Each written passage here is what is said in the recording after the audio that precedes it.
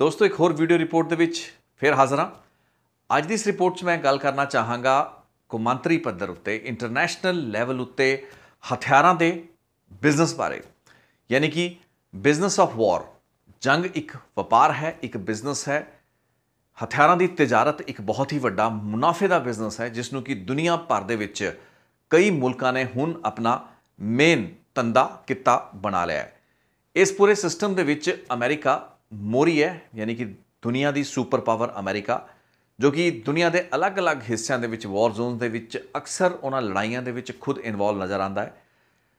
ਉਹੀ ਅਮਰੀਕਾ ਦੁਨੀਆ ਦੇ ਸਭ ਤੋਂ ਵੱਡੇ ਜਿਹੜੇ ਹਥਿਆਰਾਂ ਦੇ ਮੈਨੂਫੈਕਚਰਿੰਗ ਜਾਂ ਉਸ ਦੇ ਉਤਪਾਦਕ ਮੁਲਕਾਂ ਦੇ ਵਿੱਚੋਂ ਇੱਕ ਹੈ। ਸਭ ਤੋਂ ਜ਼ਿਆਦਾ ਜੇ ਹਥਿਆਰਾਂ ਦਾ ਐਕਸਪੋਰਟ ਕੀਤਾ ਜਾਂਦਾ ਹੈ ਤਾਂ ਉਹ ਵੀ ਅਮਰੀਕਾ ਤੋਂ ਹੀ ਕੀਤਾ ਜਾਂਦਾ ਹੈ। ਇਸ ਰਿਪੋਰਟ ਦਾ, ਇਸ ਚਰਚਾ ਦਾ ਸਬਬ ਹੈ ਅਫਗਾਨਿਸਤਾਨ ਦੇ ਵਿੱਚ ਤਾਲਿਬਾਨ ਦਾ ਕਬਜ਼ਾ ਹੋਣਾ। ਉਹਨਾਂ ਹਾਲਾਤਾਂ ਦੇ ਵਿੱਚ ਜਦੋਂ ਕਿ ਦੁਨੀਆ ਭਰ ਦੇ ਵਿੱਚ ਇੱਕ ਮਨੁੱਖਤਾ ਦੇ ਪੱਧਰ ਨਾਲ ਇੱਕ ਚਿੰਤਾਵਾਂ ਪੈਦਾ ਹੋਈਆਂ ਨੇ ਵੀ ਤਾਲਿਬਾਨ ਉੱਥੋਂ ਦੇ ਆਮ ਬਸ਼ਿੰਦਿਆਂ ਦੇ ਨਾਲ ਕੀ ਸਲੂਕ ਕਰ ਰਿਹਾ, ਕੀ ਵਤੀਰਾ ਉਹਨਾਂ ਦਾ ਹੈ, ਕਿਉਂਕਿ ਕੱਟੜਪੰਥੀ ਇਸਲਾਮਿਕ ਸੰਗਠਨ ਉਸ ਨੂੰ ਮੰਨਿਆ ਜਾਂਦਾ ਹੈ। ਪਹਿਲਾਂ ਕੋਈ ਟਰੈਕ ਰਿਕਾਰਡ ਜਿਹੜਾ ਹੈਗਾ ਇਸ ਤਾਲਿਬਾਨ ਦਾ ਜ਼ਿਆਦਾ ਚੰਗਾ ਨਹੀਂ ਹੈ। ਉਹਨਾਂ ਹਾਲਾਤਾਂ ਦੇ ਵਿੱਚ ਇਸ ਚਰਚਾ ਦਾ ਸੰਦਰਭ ਇਸ ਵਾਸਤੇ ਥੋੜ੍ਹਾ ਜਿਹਾ ਤਰਕਸੰਗਤ ਲੱਗਦਾ ਹੈ, ਕਿਉਂਕਿ ਹਾਲ ਹੀ ਦੇ ਦਿਨਾਂ ਵਿੱਚ ਬਹੁਤ ਸੇ ਵੀਡੀਓਜ਼, ਬਹੁਤ ਸੀਆਂ ਤਸਵੀਰਾਂ ਆਪਾਂ ਰਿਸੀਵ ਕੀਤੀਆਂ WhatsApp ਦੇ ਜ਼ਰੀਏ, ਸੋਸ਼ਲ ਮੀਡੀਆ ਦੇ ਹੋਰ ਮਾਧਿਅਮਾਂ ਦੇ ਜ਼ਰੀਏ। ਉਹਨਾਂ ਵਿੱਚ ਦੇਖਣ ਨੂੰ ਮਿਲਿਆ ਵੀ ਤਾਲਿਬਾਨ ਦੇ ਹੱਥ ਵਿੱਚ ਬਹੁਤ ਵੱਡੇ ਜਿਹੜੇ ਜ਼ਖੀਰੇ ਸਨ, ਕਹਿ ਲਓ, ਜਾਂ ਬਹੁਤ ਵੱਡੇ ਆਰਸੈਨਲ ਸਨ ਹਥਿਆਰਾਂ ਦੇ, ਉਹ ਲੱਗੇ। ਬੰਦੂਕਖਾਨਿਆਂ ਦੇ ਵਿੱਚ ਸੈਂਕੜਾਂ ਹਜ਼ਾਰਾਂ ਦੀ ਗਿਣਤੀ ਦੇ ਵਿੱਚ ਅਮਰੀਕਾ ਦੀ ਬਣੀਆਂ ਹੋਈਆਂ M16 ਅਸੌਲਟ ਰਾਈਫਲਸ, ਹੋਰ ਕਈ ਕਿਸਮ ਦੇ ਜਿਹੜੇ ਵੈਪਨ ਸਨ, ਉਹਨਾਂ ਨੂੰ ਤਾਲਿਬਾਨ ਦੇ ਹੱਥ ਵਿੱਚ ਲੱਗਦਾ ਵੇਖਣਾ ਚਿੰਤਾਵਾਂ ਪੈਦਾ ਕਰ ਦੇਣ ਵਾਲਾ ਜਿਹੜਾ ਘਟਨਾਕ੍ਰਮ ਹੈ। ਤੋ ਸਭ ਨੂੰ ਪਰੇਸ਼ਾਨੀ ਹੁੰਦੀ ਹੈ ਵੀ ਤਾਲਿਬਾਨ ਕੀ ਹੁਣ ਉਹੀ ਬੰਦੂਕਾਂ ਚਲਾਏਗਾ ਜੋ ਕਿ ਕਿਸੇ ਵਕਤ ਅਮਰੀਕਾ ਦੀ ਫੈਕਟਰੀਆਂ ਦੇ ਵਿੱਚ ਬਣੀਆਂ, ਉਹਨਾਂ ਦੇ ਕਾਰਖਾਨਿਆਂ ਵੱਲੋਂ ਬਣਾਈਆਂ ਗਈਆਂ, ਫਿਰ ਬਾਅਦ ਦੇ ਵਿੱਚ ਅਫਗਾਨਿਸਤਾਨ ਵਰਗੇ ਮੁਲਕ ਵਿੱਚ ਭੇਜੀਆਂ ਗਈਆਂ, ਜਾਂ ਤਾਂ ਉੱਥੋਂ ਦੀਆਂ ਸਰਕਾਰਾਂ ਨੂੰ ਵੇਚੀਆਂ ਗਈਆਂ, ਜਾਂ ਫਿਰ ਅਮਰੀਕਾ ਨੇ ਆਪਣੀ ਸਰਕਾਰਾਂ ਨੂੰ ਵੇਚ ਕੇ ਇਹਨਾਂ ਹਥਿਆਰਾਂ ਨੂੰ ਕਿਸੇ ਨਾ ਕਿਸੇ ਤਰੀਕੇ ਨਾਲ ਉਹਨਾਂ ਵਾਰ ਜ਼ੋਨਸ ਦੇ ਵਿੱਚ ਪਹੁੰਚਾਇਆ, ਜਿਨ੍ਹਾਂ ਵਿੱਚ ਅਫਗਾਨਿਸਤਾਨ ਅਤੇ ਇਰਾਕ ਵਰਗੇ ਮੁਲਕ ਸ਼ਾਮਲ ਹੈਗੇ ਨੇ। ਜਦੋਂ ਉੱਥੋਂ ਦੀ ਜਿਹੜੀਆਂ ਸਥਾਨਕ ਸਰਕਾਰਾਂ ਨੇ ਕਮਜ਼ੋਰ ਪੈਂਦੀਆਂ ਨੇ, ਉੱਥੋਂ ਦੀਆਂ ਅਫਗਾਨਿਸਤਾਨ ਦੀ ਗੱਲ ਹੋਵੇ, ਇਰਾਕ ਦੀ ਜਿਹੜੀ ਲੋਕਲ ਲੈਵਲ ਦੀ ਜਿਹੜੀ ਸਰਕਾਰਾਂ ਸਨ ਉਹ ਕਮਜ਼ੋਰ ਪਈਆਂ, ਉਹਨਾਂ ਦੀਆਂ ਫੌਜਾਂ ਕਮਜ਼ੋਰ ਪਈਆਂ, ਉਸ ਵਕਤ ਜਿਹੜੇ ਹਥਿਆਰਾਂ ਦੇ ਜ਼ਖੀਰੇ ਸਨ ਇਹ ISIS ਦੇ ਜਾਂ ਫਿਰ ਤਾਲਿਬਾਨ ਦੇ ਹੱਥ ਵਿੱਚ ਲੱਗੇ। ਅਫਗਾਨਿਸਤਾਨ ਦੇ ਵਿੱਚ ਆਪਾਂ 2021 ਦੀ ਗੱਲ ਕਰ ਰਹੇ ਹਾਂ, ਲੇਕਿਨ ਇਸ ਤੋਂ ਪਹਿਲਾਂ 2011 ਦੇ ਵਿੱਚ ਇਹ ਪੂਰਾ ਘਟਨਾਕ੍ਰਮ ਇਰਾਕ ਦੇ ਵਿੱਚ ਵੀ ਹੋਇਆ ਸੀ। 2003 ਤੋਂ ਲੈ ਕੇ 2011 ਦੇ ਵਿੱਚ ਇਰਾਕ ਦੇ ਵਿੱਚ ਅਮਰੀਕਾ ਨੇ ਆਪਣੀਆਂ ਫੌਜਾਂ ਰੱਖੀਆਂ। ਉਹਨਾਂ ਦੇ ਜਿਹੜੇ ਆਪਰੇਸ਼ਨ ਸੀ ਇਰਾਕ ਦੇ ਵਿੱਚ ਜੰਗ ਦੇ ਨਾਂ ਉੱਤੇ ਚੱਲਦੇ ਰਹੇ, ਲੇਕਿਨ 2011 ਦੇ ਵਿੱਚ ਅਮਰੀਕੀ ਫੌਜਾਂ ਨੂੰ ਉੱਥੋਂ ਵਿਡਰਾਅ ਕਰਨਾ ਪਿਆ ਜਾਂ ਜਾਣਾ ਪਿਆ। ਲੇਕਿਨ ਉਹਨਾਂ ਦੇ ਜਾਣ ਤੋਂ ਬਾਅਦ ਤਕਰੀਬਨ 3 ਸਾਲ ਬਾਅਦ ਉਹਨਾਂ ਨੂੰ ਵਾਪਸ ਵੀ ਆਉਣਾ ਪਿਆ। 2014 ਆਉਂਦਿਆਂ ਗੁਆਂਢੀ ਜਿਹੜਾ ਮੁਲਕ ਸੀ ਸੀਰੀਆ, ਉਸ ਦੇ ਵਿੱਚੋਂ ਇੱਕ ਐਸੀ ਮੂਵਮੈਂਟ ਖੜੀ ਹੋਈ Islamic State of Iraq and Levant ਦੇ ਨਾਂ ਤੋਂ, ISIL ਦੇ ਨਾਂ ਤੋਂ ਇੱਕ ਬਹੁਤ ਵੱਡੀ ਮੂਵਮੈਂਟ, ਜਿਸ ਨੇ ਕਿ ਆਹਿਸਤਾ ਇਰਾਕ ਉੱਤੇ ਆਪਣਾ ਕੰਟਰੋਲ ਕਰਨਾ ਸ਼ੁਰੂ ਕਰ ਲਿਆ। ਇਰਾਕ ਦੇ ਕਈ ਵੱਡੇ ਸ਼ਹਿਰਾਂ 'ਤੇ ਠੀਕ ਉਸੇ ਤਰੀਕੇ ਨਾਲ ਕਬਜ਼ਾ ਕਰ ਲਿਆ ਗਿਆ ਜਿਵੇਂ ਕਿ ਅੱਜ ਦੀ ਤਾਰੀਖ ਵਿੱਚ ਆਪਾਂ ਅਫਗਾਨਿਸਤਾਨ ਦੇ ਉੱਤੇ ਹੁੰਦਾ ਵੇਖ ਰਹੇ ਹਾਂ। ਸੋ ਐਸੀ ਸਥਿਤੀ ਦੇ ਵਿੱਚ ਅਮਰੀਕਾ ਨੂੰ ਉੱਥੇ ਵਾਪਸ ਮੁੜਨਾ ਪਿਆ। 2014 ਵਿੱਚ ਅਮਰੀਕਾ ਵਾਪਸ ਆਉਂਦਾ ਹੈ, ਉੱਥੇ ਫਿਰ ਇੱਕ ਤਰੀਕੇ ਦੀ ਲੜਾਈ ਸ਼ੁਰੂ ਹੋ ਜਾਂਦੀ ਹੈ। ਅਤੇ ਹੁਣ ਜਿੰਨੇ ਵੀ ਥੋੜ੍ਹੇ ਬਹੁਤ ਅਮਰੀਕਾ ਦੇ ਟਰੂਪਸ ਇਰਾਕ ਦੇ ਵਿੱਚ ਹੈਗੇ ਨੇ, ਉਹਨਾਂ ਦਾ ਵਿਡਰਾਅਲ ਵੀ 2021 ਦੇ ਅਖੀਰ ਤੱਕ ਹੋ ਜਾਣਾ ਤੈਅ ਹੈ, ਜਿਵੇਂ ਕਿ ਅਫਗਾਨਿਸਤਾਨ ਦੇ ਵਿੱਚ ਜਾਂ ਅਫਗਾਨਿਸਤਾਨ ਤੋਂ ਅਮਰੀਕੀ ਟਰੂਪਸ ਦਾ ਵਿਡਰਾਅ ਹੋਣਾ। ਹੁਣ ਜਿਹੜਾ ਵੱਡਾ ਸਵਾਲ ਪੈਦਾ ਹੁੰਦਾ ਹੈ, ਜੋ ਵੱਡੀ ਚਿੰਤਾ ਖੜੀ ਕਰਦਾ ਹੈ ਅਤੇ ਸਾਨੂੰ ਸੋਚਣ ਲਈ ਵੀ ਮਜਬੂਰ ਕਰਦਾ ਹੈ, ਇੱਕ ਇਸ਼ਾਰਾ ਵੀ ਹੈ ਉਸ ਟ੍ਰੈਂਡ ਵੱਲ ਜਿਸ ਨੂੰ ਕਿ ਪਿਛਲੇ ਕਈ ਦਹਾਕਿਆਂ ਤੋਂ ਦੁਨੀਆ ਭਰ ਦੇ ਵਿੱਚ ਜੇ ਆਪਾਂ ਤਜਾਰਤ ਅਤੇ ਵਪਾਰ ਦੇ ਪੱਖੋਂ ਦੇਖੀਏ ਤਾਂ ਇੱਕ ਬਹੁਤ ਹੀ ਵੱਡਾ ਉਹ ਬਿਜ਼ਨਸ ਹੈ, ਬਹੁਤ ਹੀ ਵੱਡਾ ਇੱਕ ਮਾਡਲ ਹੈ, ਜਿਸ ਨੂੰ ਕਿ ਕਿਸੇ ਨੇ ਉਸ ਤਰੀਕੇ ਨਾਲ ਕੋਖਿਆ ਨਹੀਂ। ਲੇਕਿਨ ਜਦੋਂ ਇਹਨਾਂ ਜੰਗਾਂ ਨੂੰ ਵੇਖਦੇ ਹਾਂ ਜਾਂ ਅਮਰੀਕਾ ਦੀ ਇਨਵੋਲਵਮੈਂਟ ਇਰਾਕ ਜਾਂ ਅਫਗਾਨਿਸਤਾਨ ਵਰਗੇ ਮੁਲਕਾਂ ਦੇ ਵਿੱਚ ਹੁੰਦਿਆਂ ਹੋਇਆ ਵੇਖਦੇ ਹਾਂ, ਉਸ ਤੋਂ ਬਾਅਦ ਇਹ ਸਮਝ ਵਿੱਚ ਆਉਂਦਾ ਵੀ ਸਾਰੀਆਂ ਲੜਾਈਆਂ ਜੰਗਾਂ ਦਾ ਜਿਹੜਾ ਇੱਕ ਮੂਲ ਕਾਰਨ ਸੀ ਉਹ ਸੀ ਉਹਨਾਂ ਹਥਿਆਰਾਂ ਨੂੰ ਖਪਾਉਣਾ, ਉਹਨਾਂ ਹਥਿਆਰਾਂ ਲਈ ਮੰਡੀਆਂ ਟਟੋਲਣਾ। ਅੱਜ ਆਪਾਂ ਗੱਲ ਹਥਿਆਰਾਂ ਦੀ ਹੀ ਕਰਾਂਗੇ, ਉਹਨਾਂ ਹਥਿਆਰਾਂ ਦੀ ਵੱਡੀ ਮੰਡੀਆਂ ਜਿਨ੍ਹਾਂ ਵਿੱਚੋਂ ਹਿੰਦੁਸਤਾਨ ਅਤੇ ਭਾਰਤ ਇੱਕ ਮੁਲਕ ਹੈ। ਉਹਨੂੰ ਮੈਂ ਅੰਕੜਿਆਂ ਦੇ ਨਾਲ ਤੁਹਾਨੂੰ ਦਰਸਾਵਾਂਗਾ ਕਿ ਭਾਰਤ ਇਸ ਬਹੁਤ ਹੀ ਦੁਨੀਆ ਭਰ ਦੇ ਵਿੱਚ, ਵੈਸੇ ਤਾਂ ਸਾਡੀ ਐਡੀ ਜ਼ਿਆਦਾ ਆਬਾਦੀ 130 ਕਰੋੜ ਆਬਾਦੀ ਵਾਲਾ ਇਹ ਮੁਲਕ ਦੁਨੀਆ ਲਈ ਇੱਕ ਬਹੁਤ ਵੱਡੀ ਮੰਡੀ ਹੈ, ਲੇਕਿਨ ਹਥਿਆਰਾਂ ਦੇ ਪੱਖੋਂ ਭਾਰਤ ਕਿੱਡੀ ਵੱਡੀ ਮੰਡੀ ਹੈ ਇਸ ਦਾ ਸ਼ਾਇਦ ਸਾਨੂੰ ਹਲੇ ਤੱਕ ਅੰਦਾਜ਼ਾ ਨਹੀਂ ਹੈ। ਜੇ ਆંકੜੇ ਆਪਾਂ ਵੇਖਾਂਗੇ ਆਪਾਂ ਨੂੰ ਸਮਝ ਜ਼ਰੂਰ ਆਏਗਾ, ਬਾਅਦ ਵਿੱਚ ਗੱਲ ਕਰਾਂਗੇ। ਲੇਕਿਨ ਤਾਲਿਬਾਨ ਦੇ ਹੱਥ ਵਿੱਚ ਜਿਹੜੇ ਹਥਿਆਰ M16 ਅਸੌਲਟ ਰਾਈਫਲਾਂ ਲੱਗਦੀਆਂ ਨੇ, ਜਿਨ੍ਹਾਂ ਦੀ ਤਸਵੀਰਾਂ ਵੀਡੀਓ ਵਾਇਰਲ ਹੁੰਦੇ ਨੇ, ਉਹ ਬੰਦੂਕਾਂ ਕਿੱਥੋਂ ਆਈਆਂ, ਕਿਵੇਂ ਆਈਆਂ, ਕਿਹਨੇ ਖਰੀਦੀਆਂ, ਕਿਸਨੇ ਕਿਸ ਨੂੰ ਦਈਆਂ, ਤੇ ਬਾਅਦ ਦੇ ਵਿੱਚ ਜਦੋਂ ਅਫਗਾਨਿਸਤਾਨ ਦੀਆਂ ਫੌਜਾਂ ਭੱਜ ਗਈਆਂ, ਮੈਦਾਨ ਛੱਡ ਕੇ, ਉਹਨਾਂ ਦਾ ਰਾਸ਼ਟਰਪਤੀ ਭੱਜ ਜਾਂਦਾ ਹੈ, ਅਮਰੀਕਾ ਵਿਡਰਾਅ ਕਰ ਜਾਂਦਾ ਹੈ, ਤਾਂ ਇਸ ਤਰੀਕੇ ਦੇ ਵੱਡੇ ਜਿਹੜੇ ਜ਼ਖੀਰੇ ਹੈਗੇ ਨੇ ਹਥਿਆਰਾਂ ਦੇ, ਇਹਨਾਂ ਦਾ ਤਾਲਿਬਾਨ ਦੇ ਹੱਥ ਵਿੱਚ ਲੱਗਣ ਦਾ ਮਤਲਬ ਤਾਂ ਖਤਰਨਾਕ ਹੈ। ਸਭ ਨੂੰ ਪਤਾ ਹੀ ਹੈ ਇਸ ਦਾ, ਇਹਦੇ ਸਿੱਟੇ ਗੰਭੀਰ ਹੋਣਗੇ ਤੇ ਤਾਲਿਬਾਨ ਦੀ ਆਪਣੀ ਸਮਰੱਥਾ ਜਿਹੜੀ ਹੈ ਇਹਨਾਂ ਹਥਿਆਰਾਂ ਨੂੰ ਹਾਸਲ ਕਰਨ ਤੋਂ ਬਾਅਦ ਉਹ ਕਿੱਡੀ ਕੁ ਵੱਧ ਚੁੱਕੀ ਹੈ, ਉਸ ਨੂੰ ਵੀ ਸਮਝਣਾ ਬਹੁਤ ਜ਼ਿਆਦਾ ਜ਼ਰੂਰੀ ਹੈ। ਲੇਕਿਨ ਆਪਾਂ ਸਭ ਤੋਂ ਪਹਿਲਾਂ ਗੱਲ ਉਸ ਬਿਜ਼ਨਸ ਮਾਡਲ ਦੀ ਕਰਦੇ ਹਾਂ ਜਿਸ ਦੇ ਤਹਿਤ ਕਿ ਅਮਰੀਕਾ ਕੰਮ ਕਰਦਾ, ਆਪਰੇਟ ਕਰਦਾ। ਅਮਰੀਕਾ ਦੀ ਇਕਨੋਮੀ, ਉੱਥੋਂ ਦਾ ਅਰਥਚਾਰਾ, ਜੋ ਕਿ ਕਾਫੀ ਹੱਦ ਤੱਕ ਉੱਥੇ ਦੀ ਸਰਕਾਰਾਂ ਨੂੰ ਚਲਾਉਂਦਾ ਹੈ, ਉੱਥੇ ਦੇ ਨੀਤੀ ਨਿਰਧਾਰਨ ਦੇ ਵਿੱਚ ਇੱਕ ਬਹੁਤ ਵੱਡਾ ਯੋਗਦਾਨ ਜਾਂ ਵੱਡੀ ਭੂਮਿਕਾ ਸਹੀ ਜਾਂ ਗਲਤ ਅਦਾ ਕਰਦਾ ਹੈ, ਉਸ ਨੂੰ ਸਮਝਣਾ ਬਹੁਤ ਜ਼ਿਆਦਾ ਜ਼ਰੂਰੀ ਹੈ। ਕਿਉਂਕਿ ਇਸ ਪੂਰੇ ਅਰਥਚਾਰੇ ਦੀ ਵਿਵਸਥਾ ਦੇ ਵਿੱਚ ਇੱਕ ਬਹੁਤ ਵੱਡਾ ਹਿੱਸਾ ਤੇ ਬਹੁਤ ਵੱਡਾ ਕੰਪੋਨੈਂਟ ਹੈ ਉਹਨਾਂ ਹਥਿਆਰਾਂ ਨੂੰ ਪੈਦਾ ਕਰਨ ਵਾਲੇ ਜਾਂ ਉਹਨਾਂ ਨੂੰ ਬਣਾਉਣ ਵਾਲੇ, ਮੈਨੂਫੈਕਚਰ ਕਰਨ ਵਾਲੇ ਉਹਨਾਂ ਉਦਯੋਗਪਤੀਆਂ ਦਾ, ਉਹਨਾਂ ਕੈਪੀਟਲਿਸਟ ਘਰਾਣਿਆਂ ਦਾ, ਜੋ ਕਿ ਇੱਕ ਬਹੁਤ ਵੱਡੀ ਗਿਣਤੀ ਦੇ ਵਿੱਚ ਇਸ ਧੰਦੇ ਦੇ ਵਿੱਚ ਲੱਗੇ ਹੋਏ ਨੇ। ਸੋ ਅਸੀਂ ਗੱਲ ਅਮਰੀਕਾ ਦੀ ਉਹਨਾਂ ਆਮ ਮੈਨੂਫੈਕਚਰਰਸ ਦੀ ਕਰਾਂਗੇ। ਦੁਨੀਆ ਦੇ ਟੌਪ 25 ਜਿਹੜੇ ਆਰਮਸ ਮੈਨੂਫੈਕਚਰਰਸ ਨੇ, ਯਾਨੀ ਕਿ ਹਥਿਆਰ ਬਣਾਉਣ ਵਾਲੀਆਂ ਕੰਪਨੀਆਂ, ਉਹਨਾਂ ਦੇ ਵਿੱਚੋਂ ਬਹੁਤਾਤ ਤਕਰੀਬਨ 13 ਜਾਂ 14 ਜਿਹੜੀਆਂ ਕੰਪਨੀਆਂ ਹੈਗੀਆਂ ਨੇ ਉਹ ਅਮਰੀਕਾ ਬੇਸਡ ਕੰਪਨੀਆਂ ਨੇ। ਤੇ ਸਮਝਿਆ ਜਾਂਦਾ ਵੀ ਇਹਨਾਂ ਦੁਨੀਆ ਦੀ ਟੌਪ 25 ਕੰਪਨੀਆਂ ਦੇ ਵਿੱਚੋਂ ਅਮਰੀਕਾ ਦੀ 5 ਐਸੀਆਂ ਕੰਪਨੀਆਂ ਜਾਂ 6 ਐਸੀਆਂ ਕੰਪਨੀਆਂ ਨੇ ਜਿਨ੍ਹਾਂ ਕੋਲ ਤਕਰੀਬਨ ਇਸ ਪੂਰੇ ਆਰਮਸ ਜਿਹੜਾ ਮੈਨੂਫੈਕਚਰਿੰਗ ਜਾਂ ਉਹਨਾਂ ਦੇ ਐਕਸਪੋਰਟ ਦਾ ਜਾਂ ਉਸ ਪੂਰੇ ਬਿਜ਼ਨਸ ਦਾ ਦੁਨੀਆ ਭਰ ਦੇ ਵਿੱਚ ਗਲੋਬਲ ਜਿਹੜਾ ਹਥਿਆਰਾਂ ਦਾ ਵਪਾਰ ਹੈ ਉਸ ਦਾ ਤਕਰੀਬਨ 40 ਤੋਂ 50% ਜਿਹੜਾ ਹਿੱਸਾ ਹੈ, ਟ੍ਰੇਡ ਹੈ, ਉਹ ਇਹੀ ਕੰਪਨੀਆਂ ਕਰਦੀਆਂ ਨੇ। ਇਸ ਦੇ ਵਿੱਚ ਬਹੁਤ ਵੱਡੀਆਂ ਕੰਪਨੀਆਂ ਨੇ, ਕਿਉਂਕਿ ਹਥਿਆਰਾਂ ਦੇ ਵਿੱਚ ਆਪਾਂ ਨਾਰਮਲ ਪਿਸਤੌਲਾਂ, ਰਾਈਫਲਾਂ ਜਾਂ ਅਸੌਲਟ ਜਿਹੜੇ ਵੈਪਨਸ ਨੇ ਉਹਨਾਂ ਦੀ ਗੱਲ ਨਹੀਂ ਕਰਦੇ, ਬਲਕਿ ਹਰ ਕਿਸਮ ਦੇ ਵੈਪਨ ਦੀ ਗੱਲ ਹੁੰਦੀ ਹੈ, ਜਿਸ ਵਿੱਚ ਕਿ ਫਾਈਟਰ ਜੈਟਸ ਤੋਂ ਲੈ ਕੇ ਐਂਟੀ ਸਬਮਰੀਨ ਜਿਹੜੀ ਵੈਪਨਰੀ ਹੁੰਦੀ ਹੈ, ਤੋਪਾਂ ਹੁੰਦੀਆਂ ਨੇ, ਗਨਸ਼ਿਪਸ ਹੁੰਦੇ ਨੇ, ਹਵਾਈ ਜਹਾਜ਼ਾਂ ਦੇ ਨਾਲ ਜੁੜੇ ਹੋਏ ਉਸ तमाम ਆਰਮਾਮੈਂਟਸ, ਮਿਸਾਈਲਸ ਦੀ ਗੱਲ ਕਰਦੇ ਹਾਂ ਅਸੀਂ, ਹੋਰ ਵੀ ਸਾਰੇ ਇਕਵਿਪਮੈਂਟ ਦੀ ਗੱਲ ਕਰਦੇ ਹਾਂ, ਜਿਸ ਦੀ ਇੱਕ ਬਹੁਤ ਵੱਡੀ ਮੰਡੀ ਦੁਨੀਆ ਭਰ ਦੇ ਵਿੱਚ ਮੌਜੂਦ ਹੈ। ਕਿਉਂਕਿ ਦੁਨੀਆ ਭਰ ਦੇ ਵਿੱਚ ਜੰਗਾਂ ਲੱਗੀਆਂ ਹੋਈਆਂ ਨੇ ਤੇ ਬਹੁਤ ਸੀ ਜੰਗਾਂ ਨੂੰ ਪ੍ਰਮੋਟ ਕਰਨ ਦੇ ਵਿੱਚ ਵੀ ਅਮਰੀਕਾ ਵਰਗੇ ਮੁਲਕ ਸ਼ਾਇਦ ਇਸ ਕਰਕੇ ਹੀ ਆਪਣਾ ਯੋਗਦਾਨ ਜਾਂ ਆਪਣੀ ਭੂਮਿਕਾ ਅਦਾ ਕਰਦੇ ਆ ਰਹੇ ਨੇ, ਕਿਉਂਕਿ ਉਹਨਾਂ ਦੀ ਆਪਣੀ ਜਿਹੜੀ ਸਥਾਨਕ ਪੱਧਰ ਦੀ ਇੰਡਸਟਰੀ ਹੈ ਜਿਸ ਦੇ ਵਿੱਚ ਇੱਕ ਬਹੁਤ ਵੱਡਾ ਕੰਪੋਨੈਂਟ ਹੈ ਉਹਨਾਂ ਆਰਮਸ ਮੈਨੂਫੈਕਚਰਰਸ ਦਾ, ਜੋ ਕਿ ਹਥਿਆਰ ਬਣਾਉਂਦੇ ਨੇ। ਉਹਨਾਂ ਦੀ ਖਪਾਈ ਕਰਨ ਲਈ ਅਮਰੀਕਾ ਨੂੰ ਉਹ ਵੱਡੀਆਂ ਦੁਨੀਆ ਭਰ ਦੇ ਵਿੱਚ ਗਲੋਬਲ ਪੱਧਰ 'ਤੇ ਮੰਡੀਆਂ ਚਾਹੀਦੀਆਂ ਨੇ, ਜਿਨ੍ਹਾਂ ਦੇ ਵਿੱਚ ਕਿ ਬਾਅਦ ਦੇ ਵਿੱਚ ਉਹਨਾਂ ਹਥਿਆਰਾਂ ਨੂੰ ਡੰਪ ਕੀਤਾ ਜਾਂਦਾ ਹੈ। ਆਪਣੇ ਆਪ ਵਿੱਚ ਇਹ ਬਹੁਤ ਹੈਰਾਨ ਕਰ ਦੇਣ ਵਾਲਾ ਹੈ ਵੀ ਤਾਲਿਬਾਨ ਤੋਂ ਜਿਹੜਾ ਹਥਿਆਰ ਜਾਂ M16 ਅਸੌਲਟ ਰਾਈਫਲਾਂ ਫੜੀਆਂ ਜਾਂਦੀਆਂ ਨੇ, ਉਹਨਾਂ ਨੂੰ ਅਮਰੀਕਾ ਦੀਆਂ ਕੰਪਨੀਆਂ ਬਣਾਉਂਦੀਆਂ ਨੇ, ਅਮਰੀਕਾ ਦੀ ਸਰਕਾਰ ਨੂੰ ਵੇਚਦੀਆਂ ਨੇ। ਅਮਰੀਕਾ ਦੀ ਸਰਕਾਰ ਉਹਨਾਂ ਲੋਨਸ ਜੋ ਕਿ ਉਹਨਾਂ ਨੇ ਅਲੱਗ-ਅਲੱਗ ਬੈਂਕਾਂ ਤੋਂ ਲਏ ਹੁੰਦੇ ਨੇ, ਮੈਂ ਪਹਿਲਾਂ ਤੁਹਾਨੂੰ ਕਿਹਾ ਸੀ 2.23 ਟ੍ਰਿਲੀਅਨ ਜਿਹੜਾ 2 ਦਹਾਕਿਆਂ ਦੇ ਵਿੱਚ ਅਫਗਾਨਿਸਤਾਨ ਦੇ ਮਿਸ਼ਨ ਉੱਤੇ ਅਮਰੀਕਾ ਨੇ ਖਰਚ ਕੀਤਾ, ਉਹਨਾਂ ਦੇ ਵਿੱਚੋਂ ਬਹੁਤ ਵੱਡਾ ਜਿਹੜਾ ਅਮਾਊਂਟ ਹੈ ਉਹ ਲੋਨਸ ਦੇ ਉੱਤੇ, ਵਿਆਜ ਦੇ ਉੱਤੇ ਜਿਹੜੇ ਕਰਜ਼ਾ ਹੈ ਉਸ ਦੇ ਸਿਰ 'ਤੇ ਖਰੀਦਿਆ ਗਿਆ। ਸੋ ਸਰਕਾਰਾਂ ਲੋਨ ਲੈ ਕੇ ਉਹਨਾਂ ਲੋਨਸ ਦੇ ਜ਼ਰੀਏ ਉਹ ਹਥਿਆਰ ਖਰੀਦਦੀਆਂ ਨੇ। ਉਹ ਹਥਿਆਰ ਜਿਹੜੀ ਕੰਪਨੀਆਂ ਤੋਂ ਖਰੀਦੇ ਜਾਂਦੇ ਨੇ, ਜੋ ਕਿ ਬੇਸਿਕਲੀ ਉਹ ਇੰਡਸਟਰੀ, ਉਹ ਕੈਪੀਟਲਿਸਟ ਇਕੋਨਮੀ ਹੈ ਜੋ ਕਿ ਅਮਰੀਕਾ ਦੀ ਅਰਥਚਾਰੇ ਨੂੰ ਡਰਾਈਵ ਕਰਦਾ ਹੈ। ਉਹ ਜਿਹੜੀਆਂ ਕੰਪਨੀਆਂ ਨੇ ਅਸਲ ਮੁਨਾਫਾ ਉਹ ਕਮਾਉਂਦੇ ਨੇ ਸਰਕਾਰ ਦੀ ਕੀਮਤ ਉੱਤੇ, ਕਿਉਂਕਿ ਬਾਅਦ ਦੇ ਵਿੱਚ ਜਿਹੜਾ ਵਿਆਜ ਭਰਨਾ ਪੈ ਰਿਹਾ ਹੈ ਉਹ ਤਾਂ ਅਮਰੀਕਾ ਦੀ ਸਰਕਾਰਾਂ ਨੂੰ ਜਾਂ ਅਮਰੀਕਾ ਦੇ ਜਿਹੜੇ ਟੈਕਸ ਦੇਣ ਵਾਲੇ ਲੋਕਾਂ ਨੂੰ ਹੀ ਭਰਨਾ ਪੈਣਾ, ਤੇ ਉਹ ਭਰ ਵੀ ਰਹੇ ਹੈਗੇ ਨੇ, ਕਿਉਂਕਿ ਅਮਰੀਕਾ ਕੋਈ ਗਰੀਬ ਮੁਲਕ ਨਹੀਂ ਹੈ। ਸੋ ਉੱਥੇ ਦੇ ਲੋਕਾਂ ਨੂੰ ਟੈਕਸ ਦੇਣਾ ਚੁੱਭਦਾ ਨਹੀਂ ਹੈ। ਲੇਕਿਨ ਜਿਹੜਾ ਟੈਕਸ ਪੇਅਰ ਦਾ ਬਹੁਤ ਵੱਡਾ ਕੰਪੋਨੈਂਟ ਉਹਨਾਂ ਦੇ ਪੈਸੇ ਦਾ ਹੈ ਉਹ ਉਹਨਾਂ ਹਥਿਆਰਾਂ ਦੀ ਖਰੀਦੋ ਫਰੋਖਤ ਦੇ ਵਿੱਚ ਜਾ ਰਿਹਾ ਹੈ। ਉਹ ਉਸ ਕੈਪੀਟਲਿਸਟ ਜਿਹੜੇ ਬਿਜ਼ਨਸਮੈਨ ਹੈਗੇ ਨੇ, ਬਹੁਤ ਵੱਡੀਆਂ ਕੰਪਨੀਆਂ ਹੈਗੀਆਂ ਨੇ, ਬੋਇੰਗ ਵਰਗੀਆਂ, ਲੋਕਹੀਡ ਮਾਰਟਿਨ ਵਰਗੀਆਂ ਕੰਪਨੀਆਂ, ਜਨਰਲ ਡਾਇਨਾਮਿਕਸ ਵਰਗੀ ਕੰਪਨੀਆਂ, ਰੇਥਨ ਵਰਗੀ ਕੰਪਨੀਆਂ, ਇਹੋ ਜਿਹੀਆਂ ਬਹੁਤ ਸਾਰੀਆਂ ਕੰਪਨੀਆਂ ਹੈਗੀਆਂ ਨੇ ਜੋ ਕਿ ਗਲੋਬਲ ਜਾਇੰਟਸ ਹੈਗੇ ਨੇ। ਹਵਾਈ ਜਹਾਜ਼, ਜੈਟ ਫਾਈਟਰਸ ਬਣਾਉਣ ਤੋਂ ਲੈ ਕੇ ਸਟ੍ਰਾਈਕ 에ਅਰਕ੍ਰਾਫਟਸ ਬਣਾਉਣ ਤੋਂ ਲੈ ਕੇ ਇਹ ਲੋਕ ਹਰ ਕਿਸਮ ਦੀ ਮੈਨੂਫੈਕਚਰਿੰਗ ਕਰਦੇ ਹੈਗੇ ਨੇ।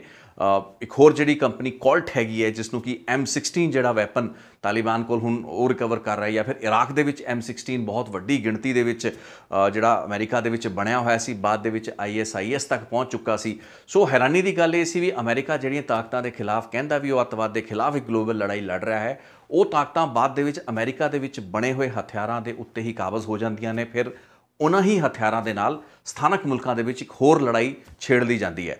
ਫਿਰ ਉਹਨਾਂ ਮੁਲਕਾਂ ਨੂੰ ਫਿਰ ਮਜ਼ਬੂਤ ਕਰਨ ਦੇ ਨਾਂ ਉੱਤੇ ਉਹਨਾਂ ਮੁਲਕਾਂ ਦੀਆਂ ਸਰਕਾਰਾਂ ਨੂੰ ਮਜਬੂਰ ਹੋਣਾ ਪੈਂਦਾ ਵੀ ਉਹ ਅਮਰੀਕਾ ਤੋਂ ਜਾਂ ਫਿਰ ਅਮਰੀਕਨ ਬੇਸਡ ਕੰਪਨੀਆਂ ਤੋਂ ਹੀ ਉਹ ਹਥਿਆਰ ਜਾਂ ਹੋਰ ਵਾਧੂ ਐਡੀਸ਼ਨਲ ਹਥਿਆਰ ਨੇ ਉਹਨਾਂ ਨੂੰ ਖਰੀਦਦੀਆਂ ਨੇ।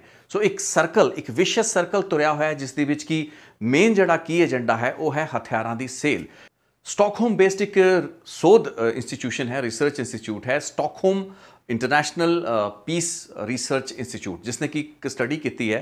ਇਹ ਸਟੱਡੀ ਉਹਨਾਂ ਦੀ ਲਗਾਤਾਰ ਚੱਲਦੀ ਰਹਿੰਦੀ ਹੈ ਤੇ ਬੀਤੇ ਤਕਰੀਬਨ 50-60 ਸਾਲਾਂ 5-6 ਦਹਾਕਿਆਂ ਤੋਂ ਦੁਨੀਆ ਭਰ ਦੇ ਵਿੱਚ ਜਿਹੜਾ ਇੱਕ ਗਲੋਬਲ ਆਰਮਸ ਦੀ ਸੇਲ ਪਰਚੇਜ਼ ਦਾ ਕੰਮਕਾਜ ਹੋ ਰਿਹਾ, ਇੱਕ ਤਜਾਰਤ ਹੋ ਰਹੀ ਹੈ, ਵਪਾਰ ਹੋ ਰਿਹਾ, ਉਸ ਨੂੰ ਮੋਨੀਟਰ ਕਰਦੇ ਨੇ। ਉਹਨਾਂ ਦੇ ਅੰਕੜੇ ਮੁਤਾਬਕ ਜੇ ਬੀਤੇ 10 ਸਾਲ 2011 ਤੋਂ ਲੈ ਕੇ 2020 ਤੱਕ ਆਪਾਂ ਅੰਕੜਾ ਸਟੱਡੀ ਕਰੀਏ ਤਾਂ ਅਮਰੀਕਾ ਦੀ ਜਿਹੜੀਆਂ ਟੌਪ ਪ੍ਰਾਈਵੇਟ ਕੰਪਨੀਆਂ ਨੇ, ਕਿਉਂਕਿ ਅਮਰੀਕਾ ਦੀ ਸਰਕਾਰ ਹਥਿਆਰਾਂ ਦੀ ਮੈਨੂਫੈਕਚਰਿੰਗ ਦੇ ਵਿੱਚ ਉਸ ਤਰੀਕੇ ਨਾਲ ਨਹੀਂ ਹੈ, ਸਾਰਾ ਕੰਮ ਜਿਹੜਾ ਹੈ ਉਹ ਪ੍ਰਾਈਵੇਟ ਕੰਪਨੀਆਂ ਦੇ ਹੱਥ ਵਿੱਚ ਹੈ। ਈਵਨ ਅਮਰੀਕਾ ਦੀ ਗਵਰਨਮੈਂਟ, ਉਹਨਾਂ ਦੀ ਪੈਂਟਾਗਨ ਤੋਂ ਲੈ ਕੇ ਜਿੰਨੇ ਵੀ ਯੂਐਸ ਸਟੇਟ ਡਿਪਾਰਟਮੈਂਟ ਹੈ, ਉਹ ਸਾਰੇ ਜਿਹੜੇ ਹਥਿਆਰ ਇਹਨਾਂ ਕੰਪਨੀਆਂ ਤੋਂ ਖਰੀਦਦੇ ਨੇ।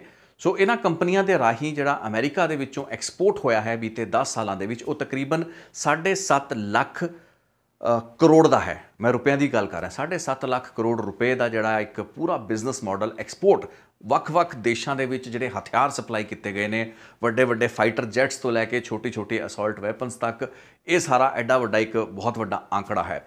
ਦੂਸਰੇ ਨੰਬਰ ਤੇ ਰਸ਼ੀਆ ਆ ਜਾਂਦਾ ਹੈ, ਰਸ਼ੀਆ, ਫਿਰ ਚਾਈਨਾ, ਈਵਨ UK ਵਰਗੇ, ਈਵਨ ਫਰਾਂਸ ਵਰਗੇ ਮੁਲਕ।